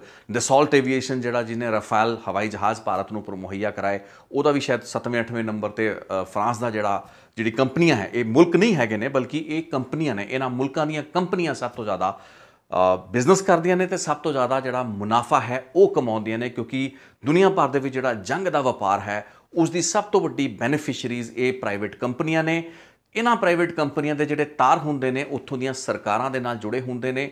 ਇਹ ਪ੍ਰਾਈਵੇਟ ਕੰਪਨੀਆਂ ਮੋਟਾ ਪੈਸਾ ਖਰਚ ਕਰਕੇ ਪਾਰਲੀਮੈਂਟਾਂ ਦੇ ਵਿੱਚ ਜਾਂ ਉੱਥੋਂ ਦੇ ਜਿਹੜੇ ਕਾਂਗਰਸ ਹੁੰਦੀ ਹੈ ਉਹਨਾਂ ਦੇ ਵਿੱਚ ਮੈਂਬਰ ਪਾਰਲੀਮੈਂਟਸ ਨੂੰ ਜਾਂ ਮੈਂਬਰ ਜਿਹੜੇ ਹੁੰਦੇ ਨੇ ਹਾਊਸ ਦੇ, ਉਹਨਾਂ ਨੂੰ ਕਾਫੀ ਹੱਦ ਤੱਕ ਪ੍ਰਭਾਵਿਤ ਵੀ ਕਰਦੀਆਂ ਨੇ। ਨੀਤੀ ਨਿਰਧਾਰਨ ਦੇ ਪੱਖੋਂ ਵੀ ਬਹੁਤ ਜ਼ਿਆਦਾ ਜਿਹੜਾ ਦਬਾਅ ਹੈ ਉਹ ਪੋਲੀਟੀਸ਼ੀਅਨਸ ਦੇ ਉੱਤੇ ਰਹਿੰਦਾ ਹੈ। ਇਕੱਲਾ ਭਾਰਤ ਦੇ ਵਿੱਚ ਹੀ ਲੌਬਿੰਗ ਨਹੀਂ ਹੁੰਦੀ, ਲੇਕਿਨ ਅਮਰੀਕਾ ਦੇ ਵਿੱਚ ਲੌਬਿੰਗ ਹੈ ਉਹ ਦੁਨੀਆ ਭਰ ਦੇ ਵਿੱਚ ਸਭ ਤੋਂ ਜ਼ਿਆਦਾ ਨਟੋਰੀਅਸ ਪੱਧਰ ਦੀ ਲੌਬਿੰਗ ਜਿਹੜੀ ਹੈ ਉਹ ਅਮਰੀਕਨ ਕਾਂਗਰਸ ਦੇ ਵਿੱਚ ਹੁੰਦੀ ਹੈ। ਅਤੇ ਤੁਹਾਨੂੰ ਇਹ ਦੱਸ ਦਈਏ, ਅਮਰੀਕਾ ਦੇ ਵਿੱਚ ਆਪਾਂ ਕਈ ਸ਼ੂਟਿੰਗ ਇੰਸੀਡੈਂਟਸ ਹੁੰਦੇ ਆ, ਇਹ ਗੱਲਬਾਤ ਹੁੰਦੀ ਹੈ ਵੀ ਹਥਿਆਰਾਂ ਇੰਨੇ ਖੁੱਲ੍ਹੇ ਤਰੀਕੇ ਨਾਲ ਅਮਰੀਕਾ ਦੇ ਵਿੱਚ ਕਿਉਂ ਉੱਥੇ ਆਫ ਦ ਸ਼ੈਲਫ ਹਥਿਆਰ ਮਿਲ ਜਾਂਦੇ ਹੈਗੇ ਨੇ, ਛੋਟੇ ਮੋਟੇ ਪਰਮਿਟ ਜਿਹੜੇ ਕਿ ਬਹੁਤ ਸੌਖੇ ਤਰੀਕੇ ਨਾਲ ਮਿਲ ਸਕਦੇ ਨੇ, ਉਹਨਾਂ ਦੇ ਉੱਤੇ ਹਥਿਆਰਾਂ ਦੀ ਸਪਲਾਈ ਨੂੰ ਰੋਕਿਆ ਕਿਉਂ ਨਹੀਂ ਜਾਂਦਾ। ਐਡੇ ਵੱਡੇ ਲੈਵਲ ਦੀ ਮੈਸ ਸ਼ੂਟਿੰਗਸ ਹੁੰਦੀਆਂ ਨੇ ਯੂਨੀਵਰਸਿਟੀ ਦੇ ਵਿੱਚ, ਕਿਸੇ ਨਾ ਕਿਸੇ ਕੌਂਗਰੀਗੇਸ਼ਨ ਦੇ ਵਿੱਚ ਕੋਈ ਸਿਰ ਫਿਰ ਆ ਕੇ ਆਟੋਮੈਟਿਕ ਵੈਪਨਸ ਦੇ ਨਾਲ ਇੱਕ ਵਾਰ 'ਚ 12 14 20 ਲੋਕਾਂ ਨੂੰ ਮਾਰ ਦਿੰਦਾ ਹੈ। ਅਤੇ ਉਸ ਤੋਂ ਬਾਅਦ ਵੀ ਹਥਿਆਰਾਂ 'ਤੇ ਕੰਟਰੋਲ ਅਮਰੀਕਾ ਦੇ ਵਿੱਚ ਕਿਉਂ ਨਹੀਂ ਲੱਗ ਪਾਉਂਦਾ। ਅਤੇ ਉਹਦਾ ਸਿੱਧਾ ਕਾਰਨ ਹੈ ਵੀ ਜਿਹੜੇ ਆਮ ਮੈਨੂਫੈਕਚਰਿੰਗ ਕੰਪਨੀਆਂ ਹੈਗੀਆਂ ਨੇ ਉਹ ਕਾਫੀ ਹੱਦ ਤੱਕ ਉੱਥੇ ਦੇ ਪਾਰਲੀਮੈਂਟੇਰੀਅਨਸ ਨੂੰ, ਉੱਥੇ ਦੀ ਪੋਲਿਸੀ ਨੂੰ ਟਵੀਕ ਕਰਦੀਆਂ ਨੇ, ਆਪਣੇ ਹੱਥ ਦੇ ਵਿੱਚ ਰੱਖਦੀਆਂ ਨੇ, ਆਪਣੇ ਕੰਟਰੋਲ ਤੋਂ ਬਾਹਰ ਉਹ ਉੱਥੇ ਦੀ ਨੀਤੀ ਨੂੰ ਕਦੇ ਜਾਣ ਨਹੀਂ ਦਿੰਦੀਆਂ। ਇਹੀ ਕਾਰਨ ਹੈ ਵੀ ਅਮਰੀਕਾ ਦੀ US ਦਾ ਸਟੇਟ ਡਿਪਾਰਟਮੈਂਟ ਹੋਏ ਜਾਂ ਫਿਰ ਉਹਨਾਂ ਦੀ ਆਰਮਡ ਫੋਰਸਿਸ ਹੋਣ, ਪੈਂਟਾਗਨ ਹੋਵੇ, ਉਹਨਾਂ ਨੂੰ ਜਿਹੜਾ ਹਥਿਆਰ ਖਰੀਦਣਾ ਪੈਂਦਾ ਹੈ ਜਾਂ ਉਹ ਖਰੀਦਦੇ ਨੇ, ਉਹ ਇਹਨਾਂ ਪ੍ਰਾਈਵੇਟ ਕੰਪਨੀਆਂ ਤੋਂ ਖਰੀਦਦੇ ਨੇ। ਸੋ ਲੈ ਦੇ ਕੇ ਕਹਾਣੀ ਕੀ ਬਣਦੀ ਹੈ, ਅੱਜ ਤਾਲਿਬਾਨ ਦੇ ਹੱਥ ਵਿੱਚ ਜਿਹੜਾ ਆਪਾਂ ਹਥਿਆਰ ਵੇਖ ਰਹੇ ਹਾਂ M16, ਹੁਣ ਉਹਨਾਂ ਦੇ ਇੱਕ ਜ਼ਖੀਰਾ ਇੱਕ ਘੱਟੋ ਘੱਟ ਵੀਡੀਓ ਹੈ, ਲੇਕਿਨ ਪਤਾ ਨਹੀਂ ਕਿੰਨੇ ਸ਼ਹਿਰਾਂ ਦੇ ਵਿੱਚ ਕਿੰਨੇ ਵੱਡੇ ਜਿਹੜੇ ਸ਼ਹਿਰ ਹੈਗੇ ਨੇ ਉਹਨਾਂ ਦੇ ਆਰਸਨਲ ਜਿਹੜੇ ਹੈਗੇ ਨੇ। ਅਮਰੀਕਾ ਵੀ ਫੌਜਾਂ ਤਾਂ ਚਲੀਆਂ ਗਈਆਂ, ਲੇਕਿਨ ਉੱਥੇ ਵੈਪਨ ਛੱਡ ਗਏ। ਵੈਪਨ ਉਹਨਾਂ ਨੇ ਖੁਦ ਨਹੀਂ ਛੱਡੇ, ਇਨਫੈਕਟ ਉਹਨਾਂ ਨੇ ਤਾਂ ਅਫਗਾਨਿਸਤਾਨ ਦੀ ਫੌਜ ਨੂੰ ਵੈਪਨ ਦਿੱਤੇ ਹੋਣੇ ਆ। ਹੁਣ ਅਫਗਾਨਿਸਤਾਨ ਦੀਆਂ ਫੌਜਾਂ ਆਪਣਾ ਮੈਦਾਨ ਛੱਡ ਕੇ ਭੱਜ ਗਈਆਂ, ਤਾਂ ਵੈਪਨ ਜਿਹੜੇ ਹੈਗੇ ਨੇ ਉਹ ਤਾਲਿਬਾਨ ਦੇ ਹੱਥ ਲੱਗ ਜਾਂਦੇ ਹੈਗੇ ਨੇ। ਸੋ ਇਹਨਾਂ ਹਾਲਾਤਾਂ ਦੇ ਵਿੱਚ ਤਾਲਿਬਾਨ ਹੁਣ ਇਹਨਾਂ ਵੈਪਨਸ ਦੀ ਵਰਤੋਂ ਕਰੇਗਾ।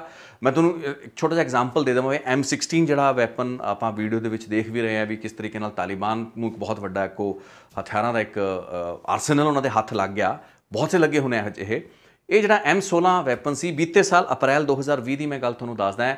ਕੋਲਟ ਜਿਹੜੀ ਅਮਰੀਕਾ ਦੀ ਕੰਪਨੀ ਹੈ ਜੋ ਕਿ ਇਸ ਵੈਪਨ ਨੂੰ ਬਣਾਉਂਦੀ ਹੈ, M16 ਅਸੌਲਟ ਵੈਪਨ ਹੈ, ਹਾਲਾਂਕਿ ਹੁਣੇ ਆਊਟਡੇਟਡ ਹੋ ਚੁੱਕਾ ਹੈ। 2015 ਤੋਂ ਬਾਅਦ M16 ਦੀ ਜਗ੍ਹਾ M4 ਉੱਥੇ ਇੱਕ ਹੋਰ ਇਸ ਦਾ ਹੀ ਐਡਵਾਂਸਡ ਵੇਰੀਏਸ਼ਨ ਜਾਂ ਵੇਰੀਏਬਲ ਜਿਹੜਾ ਇਸ ਅਸੌਲਟ ਰਾਈਫਲ ਦਾ ਹੈ ਉਹ ਆ ਚੁੱਕਾ ਹੈ, ਅਤੇ ਅਮਰੀਕਾ ਆਪਣੀ ਫੌਜਾਂ ਲਈ M4 ਜਿਹੜਾ ਵੈਪਨ ਹੈ ਉਹ ਲੈ ਰਹੀ ਹੈ। ਲੇਕਿਨ ਉਹਦਾ ਇੱਕ ਪੁਰਾਣਾ ਵਰਜ਼ਨ, ਆਊਟਡੇਟਡ ਵਰਜ਼ਨ M16, ਉਹਦੀ ਤਕਰੀਬਨ $383 ਮਿਲੀਅਨ ਦੇ ਵਿੱਚ ਇੱਕ ਆਰਡਰ ਸੀ ਜਿਹੜਾ ਕਿ ਪੈਂਟਾਗਨ ਦੇ ਜ਼ਰੀਏ ਉਸ ਕੋਲਟ ਕੰਪਨੀ ਨੂੰ ਜਾਂਦਾ ਹੈ। ਅਤੇ ਇਹ ਤੱਕ ਮੈਂ 2020 ਦੀ ਗੱਲ ਕਰ ਰਿਹਾ। ਅਤੇ ਇਹ ਜਿਹੜੀ ਸਪਲਾਈ ਹੋਣੀ ਹੁੰਦੀ ਹੈ M16 ਆਊਟਡੇਟਡ ਜਿਹੜਾ ਵੈਪਨ ਹੈ ਉਹਦੀ ਸਪਲਾਈ ਅਫਗਾਨਿਸਤਾਨ, ਇਰਾਕ, ਗ੍ਰੇਨਾਡਾ ਜਾਂ ਹੋਰ ਇਹੋ ਜਿਹੇ ਮੁਲਕਾਂ ਦੇ ਵਿੱਚ ਹੋਣੀ ਹੁੰਦੀ ਹੈ। ਹੁਣ ਭਾਵੇਂ ਤਾਂ ਇਹ ਅਮਰੀਕਾ ਦੀ ਫੌਜਾਂ ਉੱਥੇ ਜਾ ਕੇ ਵਰਤਨ ਜਾਂ ਫਿਰ ਉੱਥੋਂ ਦੀਆਂ ਸਰਕਾਰਾਂ ਦੀ ਮੰਗ ਹੋਵੇ, ਲੇਕਿਨ ਪੈਂਟਾਗਨ ਦੇ ਜ਼ਰੀਏ ਪੈਂਟਾਗਨ ਇਹ ਆਰਡਰ ਪਲੇਸ ਕਰਦਾ ਹੈ। ਇਹ ਜਿਹੜਾ ਕੰਟਰੈਕਟ ਹੈ ਇਹ ਕੋਲਟ ਕੰਪਨੀ ਨੂੰ ਦਿੱਤਾ ਜਾਂਦਾ 383 ਮਿਲੀਅਨ ਦਾ, ਅਤੇ ਤਕਰੀਬਨ ਸੋਚ ਸਕਦੇ ਵੀ ਹਜ਼ਾਰਾਂ ਦੀ ਗਿਣਤੀ ਦੇ ਵਿੱਚ ਜਿਹੜੇ M16 ਵੈਪਨਸ ਨੇ ਉਹ पिछले साल तक 2020 तक, जब तक ये वैपन बहुत आउटमोटेड मन्निया जाता है, हो चुका है, लेकिन हजे भी बहुत एडवांस्ड है,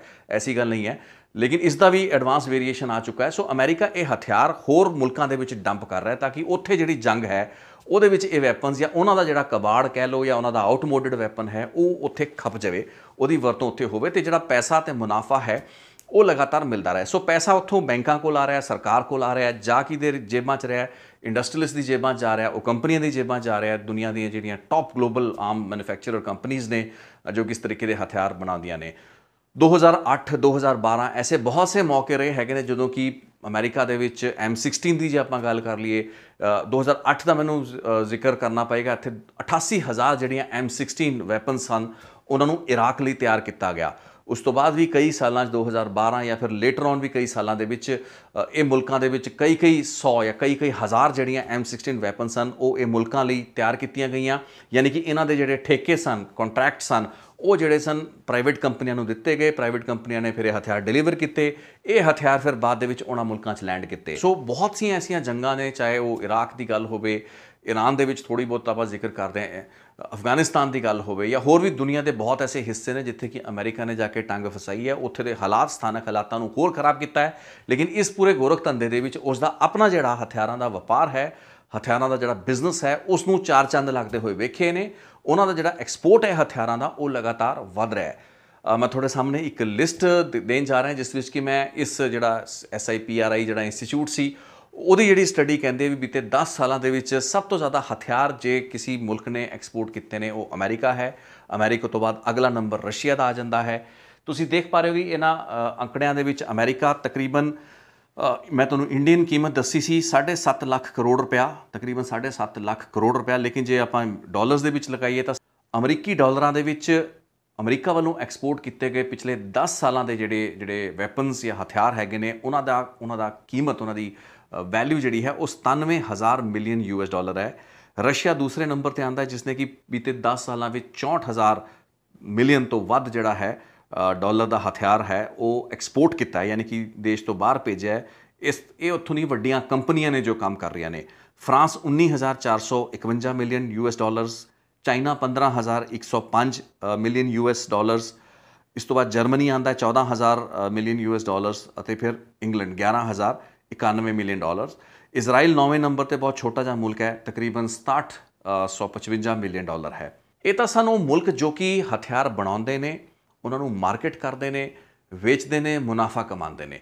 ਚਾਹੇ ਤਾਂ ਫਿਰ ਅਮਰੀਕੀ ਸਰਕਾਰ ਜਾਂ ਪੈਂਟਾਗਨ ਜਾਂ ਫਿਰ US state department, navy seals ਨੂੰ ਇਹ ਹਥਿਆਰ ਵੇਚ ਦਿੰਦੇ ਨੇ ਕਿਉਂਕਿ ਉਹਨਾਂ ਨੇ ਵੀ ਜਿਹੜਾ ਹਥਿਆਰ ਖਰੀਦਣਾ ਹੈ ਉਹ ਸਰਕਾਰੀ ਖਰਚ ਤੋਂ ਖਰੀਦਣਾ ਹੈ। ਟ੍ਰੈਜਰੀ 'ਚੋਂ ਦਾ ਪੈਸਾ ਆਉਣਾ ਹੈ, ਲੋਕਾਂ ਦੇ ਟੈਕਸਾਂ 'ਚੋਂ ਪੈਸਾ ਆਉਣਾ ਹੈ ਤੇ ਉਹਨਾਂ ਨੇ ਹਥਿਆਰ ਇਹ ਕੰਪਨੀਆਂ ਤੋਂ ਖਰੀਦ ਲੈਣੇ, ਮੁਨਾਫਾ ਕੰਪਨੀ ਦਾ। ਲੇਕਿਨ ਦੂਸਰੇ ਪਾਸੇ ਜਿਹੜਾ ਦੂਸਰਾ ਟੇਲੈਂਟ ਹੈ ਇਸ ਪੂਰੇ ਬਿਜ਼ਨਸ ਦਾ ਉਹ ਹੈ ਖਰੀਦਦਾਰ ਪੱਖ। ਖਰੀਦ ਕੌਣ ਰਿਹਾ ਹੈ? ਅਮਰੀਕਾ ਖਰੀਦ ਰਿਹਾ 2.23 ਟ੍ਰਿਲੀਅਨ ਡਾਲਰ ਉਹਨਾਂ ਨੇ 20 ਸਾਲ ਦੇ ਵਿੱਚ। ਅਫਗਾਨਿਸਤਾਨ ਤੇ ਐਵੇਂ ਤਾਂ ਨਹੀਂ ਲਾਤਾ ਨਾ। ਲੇਕਿਨ ਦੂਸਰੇ ਬਹੁਤ ਸੇ ਐਸੇ ਮੁਲਕ ਹੈਗੇ ਨੇ ਜੋ ਕਿ ਇਸ ਬੜੀ ਵੱਡੀ ਮੰਡੀ ਦੇ ਵਿੱਚ ਬਤੌਰ ਖਰੀਦਦਾਰ ਖੜੇ ਹੈਗੇ ਨੇ। ਤੇ ਸਭ ਤੋਂ ਜ਼ਿਆਦਾ ਹੈਰਾਨੀ ਤੇ ਚੌਂਕਾ ਦੇਣ ਵਾਲਾ ਤੱਥ ਇਹ ਹੈ, ਇਸੀ ਇੰਸਟੀਚਿਊਟ ਜਾਂ ਰਿਸਰਚ ਦੇ ਵਿੱਚ ਇਹ ਚੀਜ਼ ਸਾਹਮਣੇ ਆਉਂਦੀ ਹੈ ਵੀ ਪਿਛਲੇ 10 ਸਾਲਾਂ ਦੇ ਵਿੱਚ ਦੁਨੀਆ ਦਾ ਸਭ ਤੋਂ ਵੱਡਾ ਹਥਿਆਰਾਂ ਨੂੰ ਖਰੀਦਣ ਵਾਲਾ ਜਿਹੜਾ ਮੁਲਕ ਹੈ ਉਹ ਹੈ ਭਾਰਤ, ਯਾਨੀ ਕਿ ਇੰਡੀਆ। ਹਿੰਦੁਸਤਾਨ ਜਿਹੜਾ ਹੈ ਉਹ ਦੁਨੀਆ ਦੇ ਵਿੱਚ ਸਭ ਤੋਂ ਜ਼ਿਆਦਾ ਹਥਿਆਰ ਖਰੀਦਣ ਵਾਲਾ ਮੁਲਕ ਹੈ। ਬੀਤੇ ਤਕਰੀਬਨ 10 ਸਾਲ ਤੋਂ ਭਾਰਤ ਦੀ ਜਿਹੜੀ ਪੋਜੀਸ਼ਨ ਹੈਗੀ ਹੈ ਬਤੌਰ ਹਥਿਆਰਾਂ ਦਾ ਸਭ ਤੋਂ ਵੱਡਾ ਖਰੀਦਦਾਰ ਮੁਲਕ, ਉਹ ਨੰਬਰ 1 ਤੁਰੀ ਆ ਰਹੀ ਹੈ। ਇਹ ਆਪਣੇ ਆਪ ਵਿੱਚ ਹੈਰਾਨ ਕਰ ਦੇਣ ਵਾਲਾ ਤੱਥ ਹੈ। ਯਾਨੀ ਦੁਨੀਆ ਦੇ ਵਿੱਚ ਸਭ ਤੋਂ ਜ਼ਿਆਦਾ ਹਥਿਆਰ ਭਾਰਤ ਇਸ ਵਕਤ ਖਰੀਦ ਰਿਹਾ ਹੈ। ਭਾਰਤ ਹੋਰ ਚੀਜ਼ਾਂ ਦੀ ਤਾਂ ਮੰਡੀ ਸੀ ਹੀ, ਲੇਕਿਨ ਹਥਿਆਰਾਂ ਦੀ ਐਡੀ ਵੱਡੀ ਮੰਡੀ ਹੈ, ਇਹ ਮੇਰੇ ਲਈ ਵੀ ਥੋੜੀ ਹੈਰਾਨ ਕਰ ਦੇਣ ਵਾਲੀ ਗੱਲ ਸੀ। ਤੇ ਇਹ ਜਿਹੜਾ ਆਂਕਲਨ ਹੈ ਇਹ ਬੀਤੇ ਤਕਰੀਬਨ 3-4 ਸਾਲਾਂ ਤੋਂ, ਕਿਉਂਕਿ ਅਸੀਂ ਜਿਹੜਾ ਦਸੌਲਟ ਐਵੀਏਸ਼ਨ ਫਰਾਂਸ ਤੋਂ ਰਾਫੇਲ ਜੈਟ ਜਿਹੜਾ ਲਿਆਇਆ ਗਿਆ ਹੈ, ਮੈਂ ਉਹਦੀ ਗੱਲ ਨਹੀਂ ਕਰ ਰਿਹਾ, ਬਲਕਿ ਇਹ ਇੱਕ ਪੂਰਾ ਸਿਲਸਿਲਾ ਹੈ। 2011 ਜਾਂ ਉਸ ਤੋਂ ਪਹਿਲੇ ਵੀ ਕਈ ਸਾਲ ਸਨ ਜਦੋਂ ਕਿ ਰਾਫੇਲ ਦੀ ਚਰਚਾ ਵੀ ਉਸ ਤਰੀਕੇ ਨਾਲ ਨਹੀਂ ਸੀ। ਉਸ ਤੋਂ ਪਹਿਲਾਂ ਵੀ ਭਾਰਤ ਦੇ ਵਿੱਚ ਜਿਹੜੇ ਹਥਿਆਰ ਖਰੀਦੇ ਜਾ ਰਹੇ ਨੇ ਹਰ ਸਾਲ, ਸਾਲ ਦਰ ਸਾਲ, ਉਹ ਬਹੁਤ ਜ਼ਿਆਦਾ ਹੈਗੇ ਨੇ, ਹੋਰ ਮੁਲਕਾਂ ਦੇ ਅਨੁਪਾਤ ਦੇ ਵਿੱਚ ਬਹੁਤ ਜ਼ਿਆਦਾ ਹੈਗੇ ਨੇ। ਹੁਣ ਇੱਕ ਨਜ਼ਰ ਪਾ ਲੈਂਦੇ ਹਾਂ ਉਹਨਾਂ ਮੁਲਕਾਂ ਉੱਤੇ ਜੋ ਕਿ ਦੁਨੀਆ ਭਰ ਦੇ ਵਿੱਚ ਸਭ ਤੋਂ ਜ਼ਿਆਦਾ ਹਥਿਆਰ ਖਰੀਦਣ ਵਾਲੇ ਮੁਲਕਾਂ ਵਿੱਚੋਂ ਨੇ। ਜਿਵੇਂ ਕਿ ਮੈਂ ਜ਼ਿਕਰ ਕੀਤਾ ਹੈ, ਭਾਰਤ ਜਿਹੜਾ ਹੈ ਉਹ ਬੀਤੇ 10 ਸਾਲਾਂ ਵਿੱਚ ਤਕਰੀਬਨ 2.5 ਲੱਖ ਕਰੋੜ ਰੁਪਏ ਦਾ ਜਿਹੜਾ ਹਥਿਆਰ ਹੈ, ਆਰਮਾਮੈਂਟਸ ਹੈ, ਵੱਖ-ਵੱਖ ਕਿਸਮ ਦੇ, ਉਸ ਵਿੱਚ ਫਾਈਟਰ ਜੈਟ ਤੋਂ ਲੈ ਕੇ ਟੈਂਕ, ਤੋਪਾਂ ਜਾਂ ਹਰ ਲੈਵਲ ਦੇ ਜਿਹੜੇ ਹਥਿਆਰ ਹੈਗੇ ਨੇ ਉਹ ਸ਼ਾਮਲ ਹੈਗੇ ਨੇ, ਉਹਨਾਂ ਦੀ ਖਰੀਦ ਕਰ ਚੁੱਕਾ ਹੈ। ਇਹਨੂੰ US ਡਾਲਰ ਦੇ ਵਿੱਚ ਸਮਝਣ ਦੀ ਕੋਸ਼ਿਸ਼ ਕਰਦੇ ਹਾਂ। ਭਾਰਤ ਤੇ ਸਮੇਤ ਕਿਹੜੇ-ਕਿਹੜੇ ਹੋਰ ਮੁਲਕ ਹੈਗੇ ਨੇ। ਭਾਰਤ ਜਿਹੜਾ ਹੈ ਤਕਰੀਬਨ 33,000 ਮਿਲੀਅਨ ਜਿਹੜਾ ਡਾਲਰ ਹੈ ਉਸ ਤੋਂ ਵੱਧ ਦਾ ਜਿਹੜਾ ਹਥਿਆਰ ਹੈ ਉਹ ਇੰਪੋਰਟ ਕਰਵਾ ਚੁੱਕਿਆ ਹੈ। ਸਾਊਦੀ ਅਰੇਬੀਆ ਦੂਸਰੇ ਨੰਬਰ ਤੇ ਹੈ, ਲਗਭਗ 26,000 ਮਿਲੀਅਨ ਡਾਲਰ ਇਹਦਾ ਅੰਕੜਾ ਹੈ। ਉਸ ਤੋਂ ਇਲਾਵਾ ਚਾਈਨਾ ਜਿਹੜਾ ਹੈ ਜੋ ਕਿ ਐਕਸਪੋਰਟ ਵੀ ਕਰ ਰਿਹਾ ਤੇ ਇੰਪੋਰਟ ਵੀ ਕਰ ਰਿਹਾ ਹੈ। 12,850 ਮਿਲੀਅਨ ਡਾਲਰ ਜਿਹੜਾ ਹੈ ਚਾਈਨਾ ਨੇ 2020 ਤੱਕ ਜਿਹੜਾ ਇੰਪੋਰਟ ਕੀਤਾ ਹਥਿਆਰ ਦਾ। ਆਸਟ੍ਰੇਲੀਆ ਇੱਕ ਹੋਰ ਮੁਲਕ ਹੈ ਜੋ ਕਿ ਵੈਸੇ ਤਾਂ ਬਹੁਤ ਸ਼ਾਂਤ ਮੁਲਕ ਹੈ ਲੇਕਿਨ ਤਕਰੀਬਨ 12,000 ਮਿਲੀਅਨ ਡਾਲਰ ਤੋਂ ਵੱਧ ਦਾ ਜਿਹੜਾ ਹਥਿਆਰ ਹੈ ਇੰਪੋਰਟ ਕੀਤਾ ਹੈ। ਇਸ ਤੋਂ ਬਾਅਦ ਇਜਿਪਟ, UAE ਵਰਗੇ ਮੁਲਕ ਹੈਗੇ ਨੇ ਜੋ ਕਿ ਲਗਭਗ 10,000 ਜਾਂ 11,000 ਇਸ ਤਰੀਕੇ ਨਾਲ ਮਿਲੀਅਨ ਡਾਲਰਸ ਦੇ ਵਿੱਚ ਹਥਿਆਰ ਖਰੀਦ ਚੁੱਕੇ ਨੇ ਪਿਛਲੇ 10 ਸਾਲਾਂ ਜਾਂ ਇੱਕ ਦਹਾਕੇ ਦੇ ਵਿੱਚ। ਸੋ ਇੱਕ ਬਹੁਤ ਵੱਡਾ ਬਿਜ਼ਨਸ ਹੈ ਦੁਨੀਆ ਦੇ ਵਿੱਚ, ਇੱਕ ਬਹੁਤ ਵੱਡਾ ਇੱਕ ਟ੍ਰੇਡ ਹੈ, ਵਪਾਰ ਹੈ, ਬਹੁਤ ਹੀ ਫੰਡਾਮੈਂਟਲ ਰੂਟਸ ਹੈਗੀਆਂ ਨੇ, ਬਹੁਤ ਵੱਡੀ ਮਜ਼ਬੂਤ ਲੌਬੀ ਕੰਮ ਕਰਦੀ ਹੈ।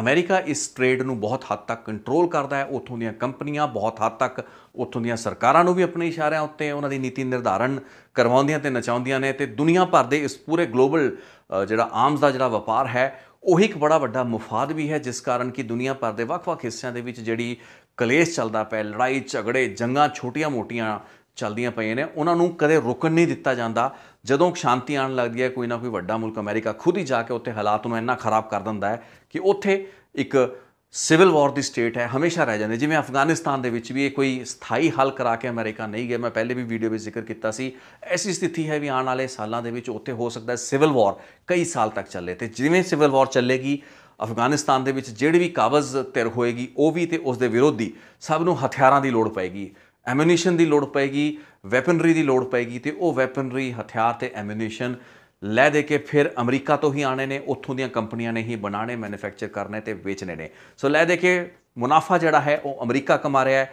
ਕਿਸ ਚੀਜ਼ ਦੀ ਕੀਮਤ ਉੱਤੇ ਕਮਾ ਰਿਹਾ ਹੈ? ਸਭ ਤੋਂ ਹੈਰਾਨੀ ਦੀ ਗੱਲ ਤਾਂ ਹੈ ਵੀ ਉਸ ਮਨੁੱਖਤਾ ਦੀ ਕੀਮਤ ਉੱਤੇ ਇਹ ਮੁਨਾਫਾ ਜਿਹੜਾ ਹੈ ਉਸ ਦੀ ਕਮਾਈ ਅਮਰੀਕਾ ਕਰ ਰਹੀ ਹੈ। ਹੋਰ ਵੀ ਬਹੁਤ ਸੇ ਦੇਸ਼ ਕਰ ਰਹੇ ਹੈਗੇ ਨੇ। ਸਭ ਤੋਂ ਜ਼ਿਆਦਾ ਹੈਰਾਨ ਤੇ ਵਿਚਲਿਤ ਕਰ ਦੇਣ ਵਾਲੀ ਗੱਲ ਇਹ ਹੁੰਦੀ ਹੈ ਕਿ ਇਹ ਜਿਹੜੀ ਪੂਰੀ ਮੁਨਾਫੇਖੋਰੀ ਹੈ, ਪੂਰਾ ਬਿਜ਼ਨਸ ਦਾ ਜਿਹੜਾ ਮਾਡਲ ਹੈ ਇਹ ਉਹਨਾਂ ਲਾਸ਼ਾਂ ਉੱਤੇ ਆਧਾਰਿਤ ਹੈ। ਉਸ ਡੁੱਲਦੇ ਹੋਏ ਖੂਨ ਰਾਹੀਂ ਸੀਂਚਿਆ ਜਾਂਦਾ ਹੈ। ਮੁਨਾਫਾ ਤੇ ਡਾਲਰ ਕੋਈ ਹੋਰ ਕਮਾਉਂਦਾ ਹੈ, ਬਿਜ਼ਨਸ ਕਿਸੇ ਹੋਰ ਕੰਪਨੀ ਦਾ ਵਾਧਾ ਫੁੱਲਦਾ ਹੈ ਜਾਂ ਕਈ ਹੋਰ ਕੰਪਨੀਆਂ ਤੇ ਕਾਰਪੋਰੇਟ ਜਿਹੜੇ ਕੌਂਗਲੋਮਰੇਟ ਬਣੇ ਹੋਏ ਨੇ ਉਹਨਾਂ ਦਾ ਵਾਧਾ ਫੁੱਲਦਾ ਹੈ। ਦੇਸ਼ ਕੋਈ ਹੋਰ ਜ਼ਿਆਦਾ ਸੰਪੰਨ ਹੁੰਦਾ ਹੈ ਤੇ ਜਿਹੜੇ ਲੋਕ ਜਿੱਥੇ ਕਿ ਇਹਨਾਂ ਹਥਿਆਰਾਂ ਦੀ ਵਰਤੋਂ ਕੀਤੀ ਜਾਂਦੀ ਹੈ, ਜਿਹੜਾ ਬਾਰੂਦ, ਗੋਲੀ, ਅਸਲਾ ਜਿਹੜੇ ਮੁਲਕਾਂ ਵਿੱਚ ਵਰਤਿਆ ਜਾਂਦਾ ਹੈ ਉਹ ਥਰਡ ਵਰਲਡ ਕੰਟਰੀਜ਼ ਨੇ। ਉਹ ਮੁਲਕ ਹੈਗੇ ਨੇ ਜੋ ਕਿ ਜ਼ਿਆਦਾ ਵਿਕਸਿਤ ਨਹੀਂ ਹੋ ਪਾਇਆ, ਉਹਨਾਂ ਦਾ ਵਿਕਾਸ ਨਹੀਂ ਹੋ ਪਾਇਆ। ਅਫਗਾਨਿਸਤਾਨ ਵਰਗੇ, ਇਰਾਕ ਵਰਗੇ, ਮਿਡਲ ਈਸਟ ਵਰਗੇ ਉਹ ਮੁਲਕ ਜੋ ਕਿ ਲਗਾਤਾਰ ਇਹਨਾਂ ਹਥਿਆਰਾਂ ਦੀ ਇਸ ਹੋੜ ਜਾਂ ਇਸ ਜਿਹੜਾ ਇੰਟਰਨੈਸ਼ਨਲ ਵਪਾਰ ਹੈ, ਟ੍ਰੇਡ ਹੈ, ਇੱਕ ਬਹੁਤ ਵੱਡੀ, ਮੈਂ ਇਸ ਨੂੰ ਸਾਜ਼ਿਸ਼ ਤੋਂ ਘੱਟ ਨਹੀਂ ਮੰਨਦਾ, ਇੱਕ ਐਸਾ ਮੋਨੋਪੋਲਿਸਟਿਕ ਮਾਡਲ ਹੈ ਜਿਸ ਦੇ ਤਹਿਤ ਕਿ ਇਸ ਪੂਰੇ ਗਲੋਬਲ ਜਿਹੜਾ ਵਪਾਰ ਹੈ ਉਸ ਨੂੰ ਮੈਨੀਪੂਲੇਟ ਕੀਤਾ ਜਾਂਦਾ ਹੈ ਅਮਰੀਕਾ ਵਰਗੇ ਮੁਲਕਾਂ ਵੱਲੋਂ। ਤੇ ਇਹਨੂੰ ਫਿਰ ਵਾਰ ਅਗੇਂਸਟ ਇਸਲਾਮਿਕ ਟੈਰਰਿਜ਼ਮ ਕਹਿ ਲਈਏ, ਵਾਰ ਅਗੇਂਸਟ ਟੈਰਰਿਜ਼ਮ ਕਹਿ ਲਈਏ, ਜਾਂ ਇਹਨੂੰ ਜਿਸ ਤਰੀਕੇ ਦੇ ਵੀ ਵੰਨ ਸਵੰਨੇ ਨਾ ਆਪਾਂ ਦੇ ਲਈਏ, ਲੇਕਿਨ ਫੈਕਟ ਆਫ ਦਾ ਮੈਟਰ ਹੈ ਵੀ ਇਹ ਵੱਡੇ ਵੱਡੇ ਮੁਲਕਾਂ ਦੀ ਇਕੋਨਮੀਆਂ, ਅਰਥਚਾਰੇ ਇਸ ਬਿਜ਼ਨਸ ਦੇ ਉੱਤੇ ਕਾਫੀ ਹੱਦ ਤੱਕ ਨਿਰਭਰ ਵੀ ਹੈਗੇ ਨੇ ਤੇ ਇਸ ਬਿਜ਼ਨਸ ਰਾਹੀਂ ਹੀ ਅੱਗੇ ਤੁਰਦੇ ਵੀ ਹੈਗੇ ਨੇ। ਇੱਕ ਹੋਰ ਸੀਰੀਜ਼ ਹੈਗੀ ਇਸੀ ਸੰਦਰਭ ਵਿੱਚ ਮੈਂ ਲੈ ਕੇ ਹਾਜ਼ਰ ਹੋਵਾਂਗਾ। ਇੱਕ ਹੋਰ ਵੀਡੀਓ ਬਣਾਉਣਾ ਬਹੁਤ ਜ਼ਿਆਦਾ ਜ਼ਰੂਰੀ ਹੈ ਜਿਸ ਵਿੱਚ ਕਿ ਇਹ ਵੀ ਤੁਹਾਨੂੰ ਦੱਸਾਂਗੇ ਵੀ ਕਿਸ ਤਰੀਕੇ ਨਾਲ ਇਸੀ ਜੰਗ ਦਾ ਜਿਹੜਾ ਵਪਾਰ ਤੇ ਬਿਜ਼ਨਸ ਹੈ, ਧੰਦਾ ਹੈ, ਉਹਦੇ ਤਹਿਤ ਹੀ ਆਪਣੀਆਂ ਫੌਜਾਂ ਨਹੀਂ ਭੇਜੀਆਂ ਜਾਂਦੀਆਂ ਬਲਕਿ ਆਪਣੇ ਮਰਸਨਰੀਜ਼ ਨੂੰ ਭੇਜਿਆ ਜਾਂਦਾ ਹੈ। ਤਾਂ ਕਿਸ ਤਰੀਕੇ ਨਾਲ ਪ੍ਰਾਈਵੇਟ ਮਿਲਟਰੀ ਕੰਟਰੈਕਟਰਸ ਤੇ ਪ੍ਰਾਈਵੇਟ ਮਿਲਟਰੀ ਆਰਮੀਜ਼ ਹੈਗੀਆਂ ਨੇ ਉਹਨਾਂ ਨੂੰ ਹੋਰ ਦੇਸ਼ਾਂ ਦੇ ਵਿੱਚ ਲੜਾਈ ਲਈ ਉਤਾਰਿਆ ਜਾਂਦਾ ਹੈ। ਉਹਨਾਂ ਨੂੰ ਮਰਸਨਰੀ ਜਾਂ ਸਿਰਫ ਪ੍ਰੋਫਿਟ ਲਈ ਯਾਨੀ ਕਿ ਪੈਸੇ ਲਈ ਜੋ ਲੋਕ ਲੜਦੇ ਹੈਗੇ ਨੇ ਉਹਨਾਂ ਨੂੰ ਦੂਸਰੇ ਮੁਲਕਾਂ 'ਚ ਉਤਾਰਿਆ ਜਾਂਦਾ ਹੈ। ਉਸ ਦਾ ਉਦਾਹਰਣ ਇਰਾਕ ਤੇ ਅਫਗਾਨਿਸਤਾਨ ਦੇ ਵਿੱਚ ਮੈਂ ਤੁਹਾਨੂੰ ਬਹੁਤ ਗਿਣਾਵਾਂਗਾ। ਬਹੁਤ ਵੱਡੇ ਵੱਡੇ ਕਾਂਡ ਵੀ ਉਹਨਾਂ ਜਿਹੜੇ ਮਰਸਨਰੀਜ਼ ਜਾਂ ਉਹ ਪ੍ਰਾਈਵੇਟ ਮਿਲਟਰੀ ਕੰਟਰੈਕਟਰ ਕੰਪਨੀਆਂ ਵੱਲੋਂ ਹੋਏ ਨੇ, ਉਹਨਾਂ ਦੀ ਚਰਚਾ ਕਰਨੀ ਬੜੀ ਜ਼ਰੂਰੀ ਹੈ ਕਿਉਂਕਿ ਉਹ ਵੀ ਇਸੀ ਮੁਨਾਫੇਖੋਰੀ ਦੇ ਮਾਡਲ ਤੋਂ ਹੀ ਪੈਦਾ ਹੋਇਆ ਇੱਕ ਅਲੱਗ ਐਲੀਮੈਂਟ ਹੈ। ਲੇਕਿਨ ਦੁਨੀਆ ਦੇ ਵਿੱਚ ਜਿਹੜੀ ਜੰਗ ਹੈ ਜਾਂ ਹੋਣ ਵਾਲੀਆਂ ਜੰਗਾਂ ਜਾਂ ਹੋ ਰਹੀਆਂ ਜੰਗਾਂ ਨੇ ਉਹਨਾਂ ਦਾ ਸਰੂਪ ਬਦਲਦਾ ਨਜ਼ਰ ਆ ਰਿਹਾ ਹੈ। ਹਰ ਜਿਹੜੀ ਲੜਾਈ ਤੇ ਹਰ ਜਿਹੜਾ ਝਗੜਾ, ਹਰ ਜਿਹੜੀ ਜੰਗ ਹੈ ਉਹ ਪੈਸੇ ਦੇ ਕਾਰਨ ਤੇ ਪੈਸੇ ਦੇ ਨਾਲ ਜੁੜੇ ਹੋਏ ਮੁਫਾਦਾਂ ਤੋਂ ਹੀ ਉੱਭਰਦੀ ਹੋਈ ਨਜ਼ਰ ਆ ਰਹੀ ਹੈ। ਉਹ ਚੀਜ਼ ਕਾਫੀ ਹੱਦ ਤੱਕ ਮੈਂ ਸਪਸ਼ਟ ਕਰਾਂਗਾ ਜਦੋਂ ਮੈਂ ਉਹਨਾਂ ਪ੍ਰਾਈਵੇਟ ਮਿਲਟਰੀ ਕੰਟਰੈਕਟਰਸ ਦੀ ਗੱਲ ਕਰਾਂਗਾ ਜਾਂ ਉਹ ਕੰਪਨੀਆਂ ਦੀ ਗੱਲ ਕਰਾਂਗਾ ਜੋ ਕਿ ਪਹਾੜੇ ਦੇ ਉੱਤੇ ਜਾਂ ਪੈਸੇ ਲੈ ਕੇ, ਮੋਟਾ ਪੈਸਾ ਲੈ ਕੇ ਕਿਸੇ ਵੀ ਮੁਲਕ ਲਈ ਜਾ ਕੇ ਦੂਸਰੇ ਮੁਲਕ ਵਿੱਚ ਲੜਦੇ ਨੇ, ਮਰਸਨਰੀਜ਼ ਦੀ ਸ਼ਕਲ ਦੇ ਵਿੱਚ ਜਾਂ ਫਿਰ ਪ੍ਰਾਈਵੇਟ ਆਰਮੀਜ਼ ਦੀ ਸ਼ਕਲ ਦੇ ਵਿੱਚ। ਤੇ ਜਦੋਂ ਉਹਨਾਂ ਤੋਂ ਕੋਈ ਵੱਡੇ ਕਾਂਡ ਹੋ ਜਾਂਦੇ ਨੇ ਫਿਰ ਉਹਨਾਂ 'ਤੇ ਕਿਵੇਂ ਪਰਦਾ ਪਾਇਆ ਜਾਂਦਾ ਹੈ। ਸੋ ਆਉਣ ਵਾਲੇ ਦਿਨਾਂ ਦੇ ਵਿੱਚ ਜਾਂ ਹੋ ਸਕਦਾ ਅਗਲਾ ਵੀਡੀਓ ਹੀ ਮੇਰਾ ਉਸ ਉੱਤੇ ਆਧਾਰਿਤ ਹੋਏਗਾ, ਉਸ ਉੱਤੇ ਗੱਲਬਾਤ ਲੈ ਕੇ ਫਿਰ ਹਾਜ਼ਰ ਹੋਵਾਂਗੇ। ਸੋ ਇੱਕ ਵੱਖਰਾ ਡਾਇਮੈਂਸ਼ਨ ਸੀ, ਉਮੀਦ ਕਰਾਂਗੇ ਤੁਹਾਨੂੰ ਕੋਸ਼ਿਸ਼ ਠੀਕ ਲੱਗੀ ਹੋਏਗੀ। ਬਹੁਤ ਬਹੁਤ ਧੰਨਵਾਦ। ਰਿਤੇਸ਼ ਲੱਖੀਆਂ ਅਨਪਲੱਗਡ ਨਾਲ ਬਣੇ ਰਹੋ।